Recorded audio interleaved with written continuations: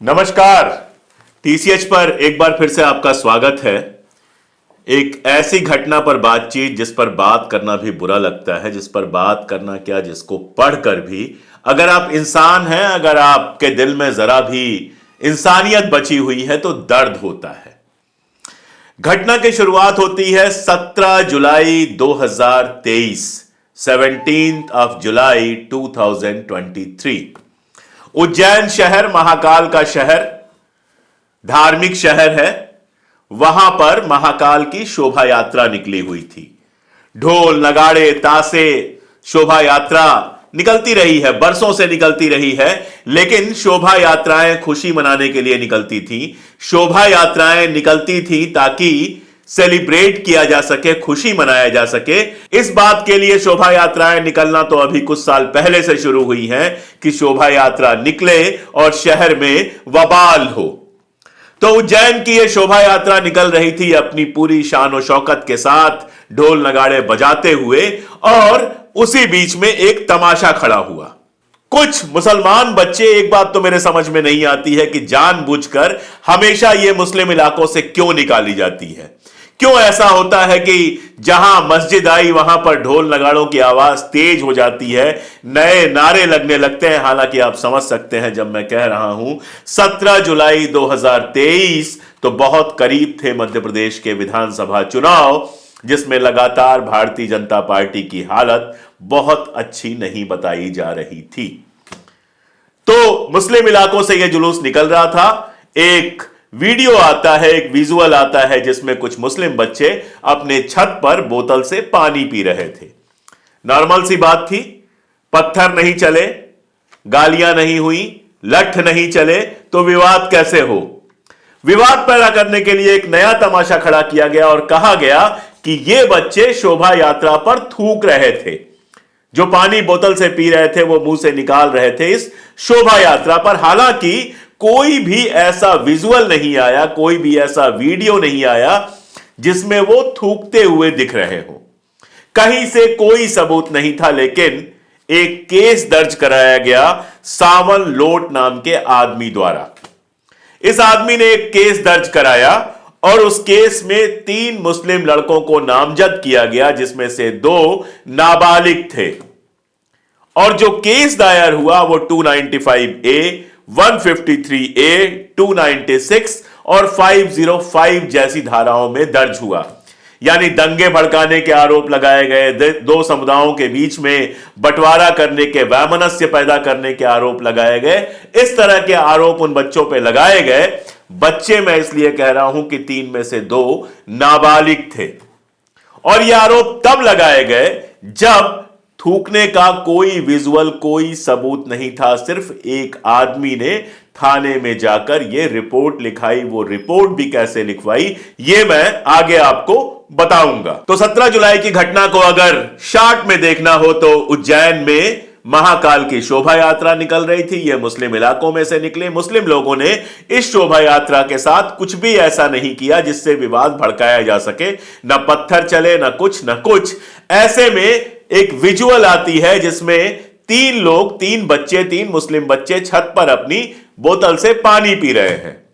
इसी को बना दिया गया कि वो थूक रहे थे, जबकि थूकने की कोई विजुअल नहीं थी। और मैंने आपको बताया कि संज्ञेय धाराओं में उनके खिलाफ केस दर्ज कर लिया गया। अब आती है तारीख 19 जुलाई 2023, 19th of July 2023। फिर एक जुलूस है, फिर ढोल और नगाड़े हैं। लेकिन यह जुलूस किसी देवता का नहीं है, किसी शोभा यात्रा का नहीं है। इस जुलूस में शामिल है उज्जैन का पुलिस बल और उज्जैन का नगर निगम। आरोप यह लगाया गया कि जो ये 3 बच्चे थे, उनके पिता का जो घर था और घर में बनी दुकान थी वो इल्लीगल थी, अवैध थी।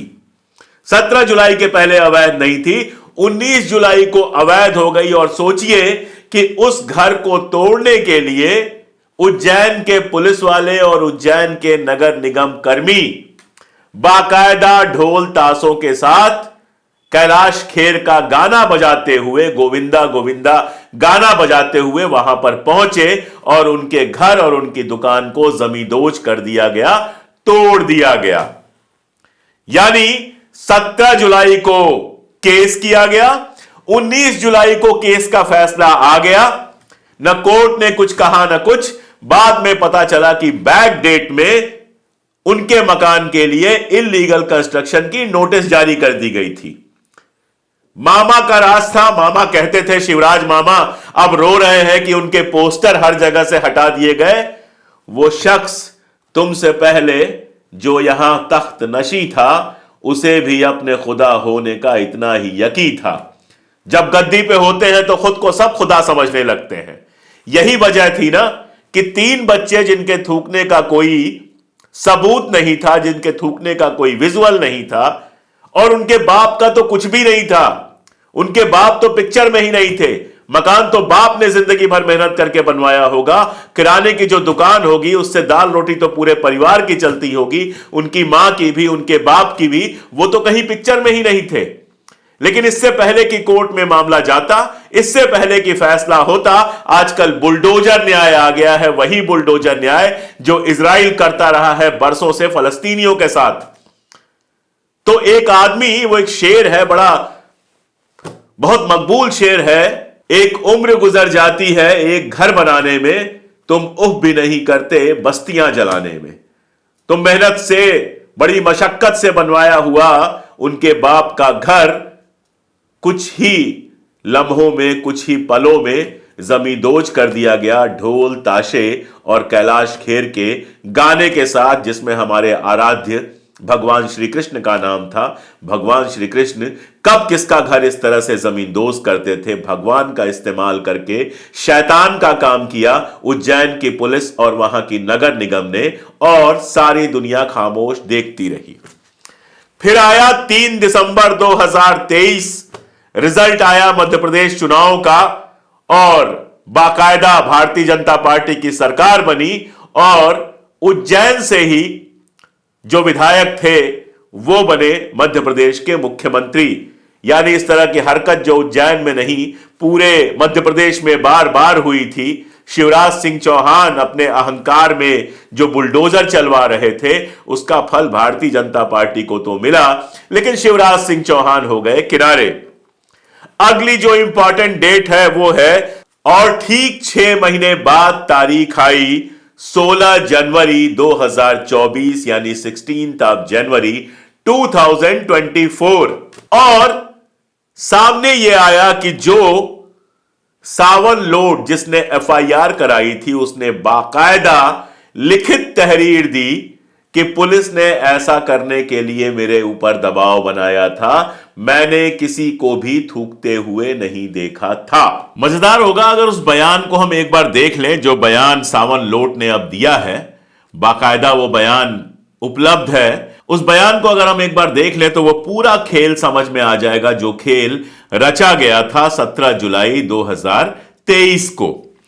अपने बयान में कहते हैं, एडीपीओ को दिए गए बयान में कहते हैं सावन लोट जी, मैं वीसी पर उपलब्ध आरोपी को नहीं पहचानता हूं, बाल अपचारी सूफियान एवं सलमान को भी नहीं जानता हूं।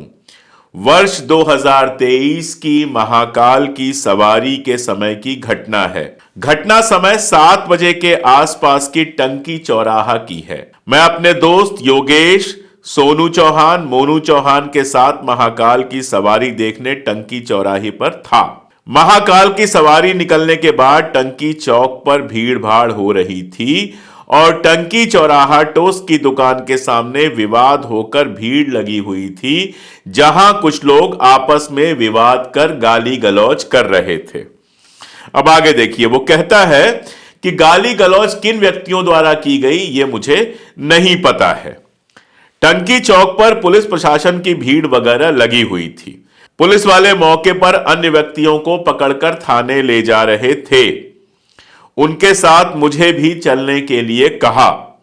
थाने पर मुझे पता लगा कि किसी व्यक्ति द्वारा सवारी पर थूका है। वाक्य काफी सारे इसके गड़बड़ हैं, जैसे लिखे हैं वैसे ही पढ़ने की कोशिश कर रहा हूं। मैंने किसी व्यक्ति को थूकते हुए नहीं देखा है। थाने पर बहुत सारे पुलिस वाले थे और मुझसे कहा कि कुछ कागजों पर हस्ताक्षर कर दो, तो मैंने हस्ताक्षर कर दिए। पुलिस वालों ने मुझसे किस बात पर हस्ताक्षर करवाए मुझे नहीं बताया गया था। प्रथम सूचना रिपोर्ट प्रदर्श P1 की है, जिसके ए से ए भाग पर मेरे हस्ताक्षर हैं। रिपोर्ट पश्चात पुलिस घटना स्थल पर आई थी और मेरी निशानदेही से घटना स्थल का नक्शा मौका तैयार किया है, मुझे नहीं पता है। घटना स्थल का नक्शा मौका प्रदर्श P2 का है, जिसके ए से ए भाग पर मेरे हस्ताक्षर हैं। मेरे सामने घटना कारित करने वाले व्यक्तियों की सीसीटीवी फुटेज दिखाए व्यक्तियों की पहचान कार्रवाई नहीं कराई गई थी और पुलिस द्वारा मुझसे केवल हस्ताक्षर करवाए गए थे। पहचान पंचनामा प्रदर्शन P3 है, जिससे ए से ए भाग पर मेरे हस्ताक्षर हैं। घटना के संबंध में मुझे कोई जानकारी नहीं है। पुलिस ने मुझसे पूछताछ नहीं की और ना ही मेरे बयान लिए। यानी वो साफ साफ कह रहा है कि पुलिस ने सारा खेल तैयार किया और इस आदमी से सिर्फ सिग्नेचर करवा लिए। यानी बहुत सीधा मामला है कि थूकने का जो पूरा खेल पैदा किया, जिस पर सुशांत सिन्हा जैसे रिपोर्टर्स ने बाकायदा टीवी पर शोज बना दिए, पूरा गोदी मीडिया जिसको लेके उछलने लगा, उसके होने का कोई सबूत नहीं है। और जिस इकलौते गवाह के बयान पर यह सारा खेल रचा गया था, उस गवाह का अब यह कहना है कि उससे सिर्फ हस्ताक्षर करवाए गए, उसने खुद किसी को थूकते हुए नहीं देखा। तो इस फैसले की जो एक थूक है वो हमारे गोदी मीडिया पर भी पड़ती है। यह पूरी की पूरी घटना जानबूझकर मुसलमानों को बदनाम करने के लिए और इस बहाने एक गरीब आदमी के बनवाए हुए, मशक्कत से, मेहनत से बनवाए हुए मकान को जमींदोज करने के लिए इस्तेमाल की गई। जब यह बयान आया तो उसके बाद अदनान मंसूरी को जमानत दे दी गई। फिलहाल उनके बाप, जिनका घर तोड़ दिया गया था, वो इस बात से ही खुश है कि बेटा सही सलामत आ गया। केस पूरी तरह से निराधार साबित हुआ। कल परसों जब भी जितना भी वक्त ले, अदालत फैसला भी आ जाएगा। लेकिन इन अदालतों से मेरा सवाल है कि इन केसेज के बहाने जो गरीबों के घर गिरा दिए जाते हैं, उनका मुआवजा कौन देगा? जिस बाप ने जिंदगी भर मेहनत करके दुकान और घर खड़ा किया था, उस बाप को उसकी मेहनत का मुआवजा कौन देगा? 3 महीने जो बिना किसी अपराध के ये नाबालिग लोग जेल में गुजार आए हैं, इन 3 महीनों का मुआवजा कौन देगा? यह कैसा मुल्क बनाया गया है जहां एक पार्टी को फायदा पहुंचाने के लिए पुलिस से लेके नगर निगम सारा प्रशासन एक हो जाता है और कभी किसी को 6 महीने बिना मतलब के जेल में गुजारने पड़ते हैं, कभी किसी को 6 साल जेल में गुजारने पड़ते हैं और फिर फैसला आता है कि ऐसा तो कुछ हुआ ही नहीं था। फैसला आ जाता है, उनके तो 6 महीने 6 साल चले गए, किसी का मकान टूट गया, किसी का कोई नुकसान हो गया, लेकिन जिन लोगों ने यह साजिश रचकर बाकायदा इन सारी चीजों को अंजाम दिया, उनको कभी सजा क्यों नहीं मिलती है? उस दिन तो उन बच्चों ने जुलूस पर नहीं थूका था, लेकिन ये जो कोर्ट में गवाह बदला है, जो कोर्ट में गवाह ने अब सच कहा है और अदालत ने जो जमानत दिया है, ये किसके मुंह पे थूकना है आप समझ सकते हैं। ये उन लोगों के मुंह पर पड़ी थूक है जो लगातार मुसलमानों को बदनाम करने के लिए और इस देश में धार्मिक बवाल करने के लिए भगवान का उपयोग करते हैं, शोभा यात्राओं का उपयोग करते हैं, आग लगाकर किसी तरह से चुनाव जीतना चाहते हैं। उन लोगों के मुंह पर आज अदालत ने थूका है, लेकिन शर्म जैसी चीज तो उनके पास है नहीं। एक ही उद्देश्य है कि समाज को कितना बांटा जाए। यही उज्जैन है जिसमें एक गरीब बच्ची भागती रही, कोई उसके ऊपर कपड़ा देने वाला नहीं था, कोई उसको कपड़ा पहनाने वाला नहीं था। वहां सारी धार्मिकता, वहां सारी मानवता चली जाती है। सारी धार्मिकता तभी याद आती है जब आपको किसी मुसलमान को बदनाम करना होता है, शहर के अंदर नफरत फैलानी होती है। अपने चैनल पे मैं लगातार अपील करता हूं और करता ही रहूंगा कि इस तरह की नफरत जहां भी फैलाई जाए, प्लीज उसका हिस्सा मत बनिए। यह तुरंत में आपको बहुत जोश दे सकता है, लेकिन लॉन्ग टर्म में यह हमारे देश के लिए और देश की इमेज के लिए कितना खतरनाक है, शायद आप सोच भी नहीं पा रहे।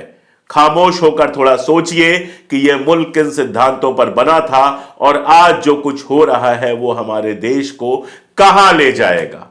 आज के लिए इतना ही। आगे भी इस तरह के मुद्दों पर लगातार बात होती रहेगी। आपसे हमारी वही अपील कि हमारे साथ बने रहिए, जुड़े रहिए, हमारी मेंबरशिप लीजिए, चैनल को सब्सक्राइब कर लीजिए। ऐसे वीडियोज को अगर आप चाहते हैं कि देश के अंदर शांति बनी रहे, अगर आप चाहते हैं कि देश के अंदर धार्मिक नफरत कम से कम होते हुए खत्म हो जाए, तो ऐसे वीडियोज को दूर तक पहुंचाइए, हमसे जुड़िए। आप हमारी ताकत बनेंगे, तभी हम कैमरे और सत्ता की आंख में आंख डालकर सच कह सकेंगे। बहुत शुक्रिया।